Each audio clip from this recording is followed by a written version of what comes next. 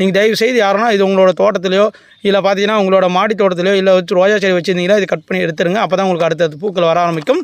இன்றைக்கி பிளான்டேஷன் பண்ணும்போது பார்த்தீங்கன்னா இது வரைக்கும் பிளான்டேஷன் பண்ணிட்டீங்க போது சூப்பராக இருக்கும். ஓகேங்களா? இதை பொறுத்த வரைக்கும் டபுள் டிலைட் ரோஜா. இந்த பூக்கள் எப்படிலாம் பூக்குதுன்னு காட்ட பாருங்க. இது ஒரு ஸ்டேஜுங்களா.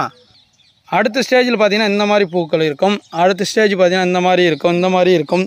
அடுத்து பார்த்தீங்கன்னா இந்த மாதிரி இருக்கும். ஓகேங்களா? இந்த மாதிரி இப்போ நிறைய பேர் இது மாதிரி தான் ஃபோட்டோ எடுத்து அனுப்புவாங்க. இது வந்து பார்த்தீங்கன்னா பூக்கள் மலர்ந்து போய் ரொம்ப வந்து பார்த்தீங்கன்னா முடிய ஸ்டேஜில் இருக்கும். ஓகேங்களா? உங்களுக்கு வந்து இந்த மாதிரி கூட பூக்கலாம். ஓகேங்களா? லைட்டாக பூக்கும். ஓகேங்களா? ஆனால் தம்பி என்னப்பா ஒயிட் கலரில் இருக்குது, எனக்கு சுற்றியும் பார்டர் ரெட் கலர் வரலன்னு நினச்சிங்கன்னா இந்த மாதிரி ஒரு டைம் போக்கும். ஓகேங்களா? இதை பொறுத்த வரைக்கும் டிஃப்ரெண்டான மாடலாக போக்கும். இதை பொறுத்த வரைக்கும் டபுள் டிலைட் ரோஜா பொறுத்த வரைக்கும் நம்மக்கிட்ட சூப்பரான தரமான பிளான்ட்ஸுக்கிட்ட அவைலபிள் இருக்குது. இது மட்டும் இல்லைங்க, எக்கச்சக்கமான பிளான்ட்ஸ் இருக்குது. இங்கே பாருங்களேன், இதுவும் டபுள் டிலைட் ரோஜா தான்.